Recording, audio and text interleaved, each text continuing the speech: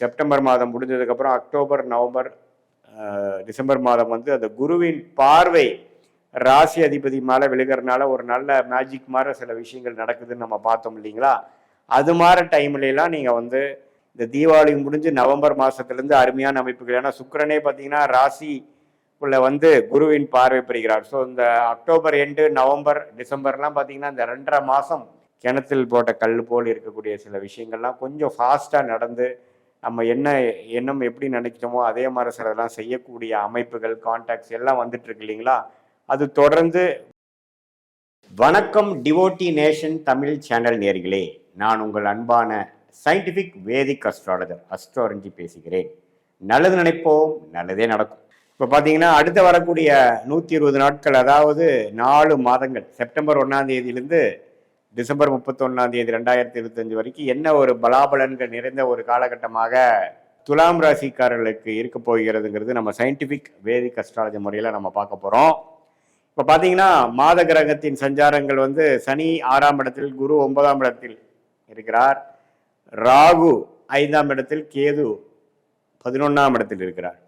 So இது எப்படி ஒரு அமைப்புனா, ராகை குரு பார்க்குறார். அதனால பாருங்க, உங்களுக்கு 5ஆம் இடத்தில் இருக்கக்கூடிய புத்திரஸ்தானத்தில் ராகு இருந்தாலும் குருவால் பார்க்கப்படுகிறது. வந்து குழந்தைகள்னால் சில விஷயங்கள் மிக்சடான இருக்கும். சில பேர் மெனக்கிடக்கூடிய அமைப்புகள், குழந்தைகளுக்கு மெனக்கிடக்கூடிய அமைப்புகள், சில பேர் குழந்தைங்களால சில பெனிஃபிட்ஸு, அவங்களை வெளிநாடு அனுப்புறது, கொஞ்சம் அடுத்த லெவல் ஆஃப் படிப்பு விஷயத்துக்காக நம்ம கொஞ்சம் மெனக்கெடுக்கிறது, ஃபினான்ஸ் பண்ணுறது, பேங்க் லோன் போகிறது, அவங்களுக்காக நீங்கள் கொஞ்சம் அலையிறது, அதெல்லாம் கொடுக்கக்கூடிய அமைப்புகள் உண்டு.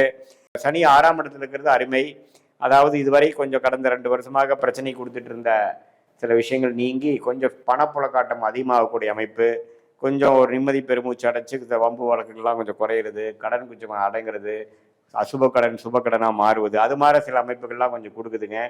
அதே சமயத்தில் இதுவரை 1 வருடம் அஷ்டமத்தில் போன குரு பார்த்தீங்கன்னா 9ஆம் இடத்துல வந்து ராசியை பார்க்கும் பொழுது கொஞ்சம் பிரைட்டாக சிலதெல்லாம் யோசிக்கிறது, கொஞ்சம் வாழ்க்கையில் இதுவரை செய்த தவறுகளை மறந்து இப்போ என்ன பண்ணலாம், அடுத்து நம்ம ஜெயிக்கிறதுக்கு என்ன வழி, அதுலேருந்து மீண்டு வருவதுக்கு என்ன வழி. ஏன்னா வாழ்க்கையே பார்த்தீங்கன்னா எல்லா டைமும் ஒரே மாதிரி போகிறது இல்லை, அப்ஸ் அண்ட் டவுன்ஸாக போயிட்டு இருக்கிறதா லைஃப் இல்லைங்களா? அதில் வந்து அஷ்டமத்தில் போன குரு அது மாதிரி இருக்கக்கூடிய அமைப்புலேருந்து இப்போ குரு ராசியை பார்க்கும் பொழுது கொஞ்சம் நம்ம லாஸ்ட் டைம் என்னென்ன தப்பு பண்ணோம், எது மாதிரி இம்ப்ரூவ் பண்ணியிருக்கலாம், இன்னும் ஒரு உத்வேகமாக கொஞ்சம் திட்டம் போடுறது, ஒரு பிளான் போடுறது, ஒரு ஸ்கெடியூல் போடுறது, அது மாதிரி சில விஷயங்கள்லாம் செய்து அது மூலமாக வாழ்க்கையில் ஜெயிக்கலாங்கிறதுக்காக ஒரு உத்வேகம், ஒரு மோட்டிவேஷன் கிடைக்கக்கூடிய காலகட்டம் வந்துருச்சு. அது வந்து செப்டம்பரும் கண்டினியூ ஆகும், அக்டோபர் நவம்பரும் கண்டினியூ ஆகக்கூடிய அமைப்புகள் இருக்குது. அதே சமயத்தில் மாத கிரகங்கள் பாருங்கள், ராசி அதிபதி ஆகிய சுக்கிரனே பாருங்கள் 10ஆம் இடத்துல இருந்து 11, 12, ராசி 2 அது மாதிரி ஒரு பாவத்துக்கு வந்து இந்த 4 மாதங்கள் போகிறது பார்த்தீங்கன்னா, குறிப்பாக இந்த தீபாவளி முடிஞ்சு நவம்பர் மாதத்துலேருந்து அருமையான அமைப்புகள். ஏன்னா சுக்கிரனே பார்த்தீங்கன்னா ராசிக்குள்ள வந்து குருவின் பார்வை பெறுகிறார். ஸோ இந்த அக்டோபர் எண்டு, நவம்பர், டிசம்பர்லாம் பார்த்தீங்கன்னா இந்த 2.5 மாதம் துலாம் ராசிக்காரர்களுக்கு அற்புதமான ஒரு பலனை கொடுக்கக்கூடிய அமைப்பு இருக்குது. மீடியா துறையில் இருக்கிறவங்களுக்கு, டெக்ஸ்டைல் பிஸ்னஸில் இருக்கிறவங்களுக்கு, ஹோட்டல் பிஸ்னஸில் இருக்கிறவங்களுக்கு நல்ல ஒரு வரவேற்பு இருக்கக்கூடிய அமைப்பு. கொஞ்சம் எல்லாமே கொஞ்சம் ஹைலைட் ஆகாமல் கொஞ்சம் அவங்களுடைய விஷயங்கள் வந்து அங்கீகாரம் கிடைக்கும், உலகத்தில் சமுதாயத்தில் கொஞ்சம் வெற்றி பெறக்கூடிய அமைப்புகள். அதே சமயத்தில் அவங்க சில முயற்சிகள் இதுவரை செய்கிறது வந்து டக்குன்னு செய்யக்கூடிய அமைப்புகள், ஒரு புதுசாக ஸ்டார்ட் பண்ணுறது ஏதோ ஒரு விஷயம், அதெல்லாம் கிடைக்கக்கூடிய அமைப்பு இருக்குது. அதே மாதிரி ராஜயோகாதிபதி புதனும் பார்த்தீங்கன்னா ஓரளவுக்கு நல்ல அமைப்பில் இருக்கிறதுனால நல்ல ஒரு பணம், இதுவரை வரக்கூடிய பணங்களோட இப்போ வரக்கூடிய பணப்புழக்காட்டம் அதிகம், நிதி நிலைமை கொஞ்சம் அதிகமாகிறது, கேஷ் ஃப்ளோ இம்ப்ரூவ் ஆகுறது, நம்ம எதிர்பார்க்க பண வரவு வருவது, குடுக்கல் வாங்கல இதுவரைக்கும் இருந்த பிரச்சனைகள் தீர்வது, அது மாதிரி நல்ல விஷயங்கள் இருக்குது. செவ்வாய் பார்த்தீங்கன்னா 12ஆம் இடத்துலேயே இருந்து சில பிரச்சனைகள் கொடுத்துட்டு இருந்தவர் இப்போ லக்ன ராசிக்குள்ளே வந்து 2ஆம் இடத்துல 3ஆம் இடத்துல வரும்பொழுது இந்த இடம், பூமி சம்மந்தப்பட்டது, ரியல் எஸ்டேட்டில் வந்து சில விஷயங்கள் சாதிக்கிறது. அதே சமயத்தில் மெடிக்கல் துறையில் இருக்கிறவங்களுக்குலாம் கொஞ்சம் நல்ல அமைப்புகள் உண்டு.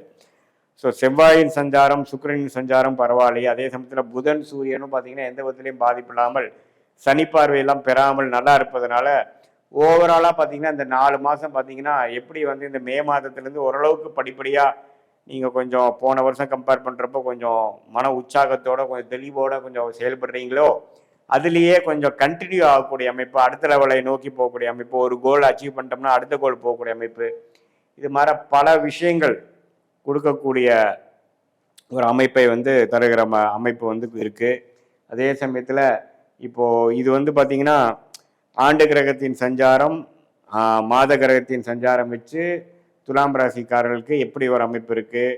துலாம் ராசிக்காரங்களே பார்த்தீங்கன்னா கொஞ்சம் பிஸ்னஸ் மைண்டடு, கொஞ்சம் கலை உணர்வு உள்ளவங்க. அவங்க வந்து எது மாதிரி திட்டங்கள் போடுறாங்க, அவங்க போட்ட திட்டங்கள் எப்போ ஜெயிக்குது, எது மாதிரி விஷயங்கள் வருகிறது, அவங்களுடைய வாழ்க்கை பயணம் எப்படி திரும்புதுங்கிறதெல்லாம் நம்ம ஒன்றுமே துல்லியமாக பார்க்கும் பொழுது உங்களுடைய ஜென்ம ஜாதகத்தில் தசாபுக்திகள் எப்படி போயிட்டு இருக்கிறது, எந்த நேரத்தில் பிறந்தீங்க, எந்த தேதியில் பிறந்தீங்க, எந்த ஊரில் பிறந்தீங்க வச்சு உங்கள் ஜாதகம் போட்டு அதில் வரக்கூடிய லக்னம் என்ன தசாபுக்திகள் போயிட்டுருக்கு, அந்த தசாபுக்தி வந்து உங்கள் லக்னத்துக்கு எத்தகைய ஒரு அமைப்புகளாக இருக்கிறது, நல்ல ஒரு ஆரோக்கியமான தசைகள் போய் கொண்டிருக்கிறதா, வர வேண்டிய தசை போய் கொண்டிருக்கிறதா, அல்லது வரக்கூடாத தசைகள் போய் கொண்டிருக்கிறதா, எல்லாம் நீங்கள் கொஞ்சம் ஓரளவுக்கு ஆராய்ந்து பார்க்கும் பொழுது ஒரு அருமையான ஒரு அமைப்பு வந்து கண்டிப்பாக வந்து உங்களுடைய அடுத்த வரக்கூடிய ஷார்ட் டேர்ம் லாங் டேர்ம்லாம் எப்படி இருக்குது, எது மாதிரி டைரக்ஷனில் போகிறது நல்லது, எது மாதிரி திட்டங்கள் வந்து எது மாதிரி டைமில் நம்ம செய்கிறது நல்லதுங்கிறதெல்லாம் ஓரளவுக்கு புரிஞ்சு அது போல் நாம் செயல்படும் பொழுது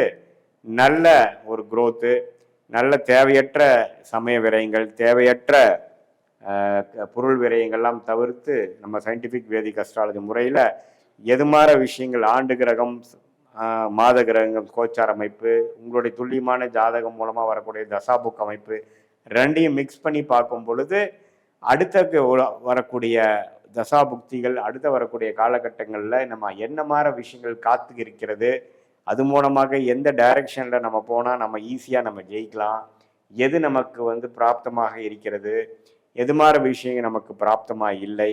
இந்த செப்டம்பர், அக்டோபர், நவம்பர், டிசம்பரில் பார்த்தீங்கன்னா குறிப்பாக இந்த செப்டம்பர் மாதம் முடிஞ்சதுக்கப்புறம் அக்டோபர், நவம்பர், டிசம்பர் மாதம் வந்து அந்த குருவின் பார்வை ராசி அதிபதி மேலே விழுகிறதுனால ஒரு நல்ல மேஜிக் மாதிரி சில விஷயங்கள் நடக்குதுன்னு நம்ம பார்த்தோம் இல்லைங்களா.